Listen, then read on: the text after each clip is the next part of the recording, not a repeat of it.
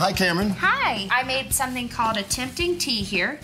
So I use the Tantra tea vodka. I use the citrus, and I actually made it hot. It's a cocktail that you can use hot, you can use cold, you can mix, you can drink it alone. So I added some hot green tea, and then a lemon wheel, and then the lemon lime foams on top. Chris, tell me something. That citrus is good. Citrus is, let me tell you something. This is some hot tea. Thank you.